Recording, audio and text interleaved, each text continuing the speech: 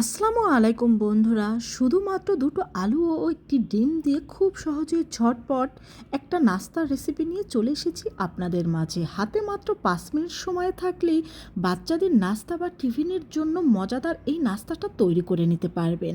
তো এর জন্য প্রথমে এখানে আমি দুটো মাঝারি সাইজের সিদ্ধ আলু ও একটি সিদ্ধ ডিম নিয়ে নিয়েছি। তো ডিমটাকে সরিয়ে রেখে এখন এই আলুটাকে আমি ভালোভাবে ভর্তা করে নেব। কিছুটা গরম থাকা অবস্থা আলুটাকে আমি ভর্তা করে নিচ্ছি, তাই একটা চামচের সাহায্যে এটাকে এইভাবে করে ভর্তা করে নিচ্ছি। তো আমার আলুটা কিন্তু ভালোভাবে ভর্তা করে নেওয়া হয়ে গিয়েছে। এখন আমাদের যে ডিমটা রয়েছে এখানে আমি একটা গ্রেটার নিয়েছি, এই গ্রেটারের ছোট অংশ দিয়ে সেই ডিমটাকে ভালোভাবে গ্রেট করে নেব। এতে ডিমের মধ্যে কোনো দানাদার ভাব থাকবে না। তো ডিমটা গ্রেট করে নেওয়ার পর এখন এর মধ্যে আমি দিয়ে দেবো 4 টেবিল চামচ পরিমাণ কর্নফ্লাওয়ার, কিছুটা চিলি ফ্লেক্স, আর দিয়ে দেবো ম্যাজিক মশালা, আর দিয়ে দিচ্ছি সামান্য একটু ধনিয়া পাতা আর স্বাদ মতো লবণ। এখন এই সব উপকরণগুলোকে আমি একসাথে ভালোভাবে মিশিয়ে নেব। তো এটাকে ভালোভাবে মিশিয়ে নেওয়ার পর এরকম একটা ডোয়ের মতো তৈরি হবে। এখন আমি হাতটা ধুয়ে নেব, হাত ধুয়ে নিয়ে রুটি বানানো পিঁড়ির উপরে এই ডোটাকে আমি নিয়ে নেব। তারপরে এইভাবে করে হাতের সাহায্যে এটাকে আমরা লম্বা রোলের মতো একটা শেপ দিয়ে দেব।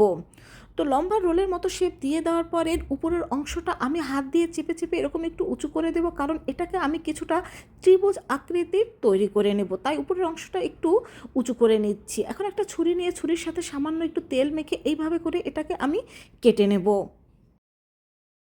তো এই তো সম্পূর্ণ রোলটাকে আমার কেটে নেওয়া হয়ে গিয়েছে।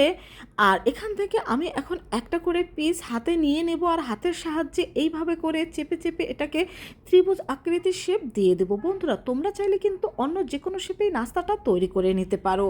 আর সবগুলো নাস্তায় কিন্তু এইভাবে করে আমি ত্রিভুজ আকৃতির শেপ দিয়ে দিয়েছি।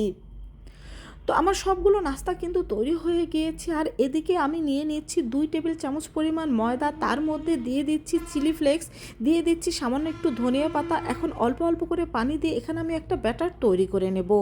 আর এই ব্যাটারটা কিন্তু একেবারে বেশি ঘন বা একেবারে বেশি পাতলা করে তৈরি করা যাবে না। এখানে আমরা মিডিয়াম ঘনত্বের একটি ব্যাটার তৈরি করে নেব।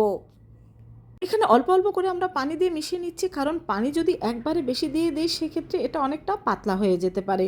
তো আমার ব্যাটারটা তৈরি দেখতেই পাচ্ছেন, এটা কিন্তু একেবারে ঘন বা একেবারে বেশি পাতলা হয়নি। এখন যে নাস্তাগুলো আমরা তৈরি করে রেখেছিলাম এই ব্যাটারের মধ্যে এইভাবে করে ডুবিয়ে একটা কাঁটা চামচের সাহায্যে এইভাবে করে তুলে গরম তেলের মধ্যে দিয়ে দেব। এতে এই অতিরিক্ত ব্যাটারটা খুব সহজেই ঝরে যাবে। তো এরকম ব্যাটারের মধ্যে একটা একটা করে নাস্তা ডুবিয়ে আমি গরম তেলের মধ্যে দিয়ে দিচ্ছি, আর আমরা এগুলোকে মিডিয়াম টু লো হিটে ভেজে নেব। তো সব নাস্তাগুলো এখানে আমি দিয়ে দিয়েছি, এখন এই নাস্তাগুলোকে আমি উল্টে নেব।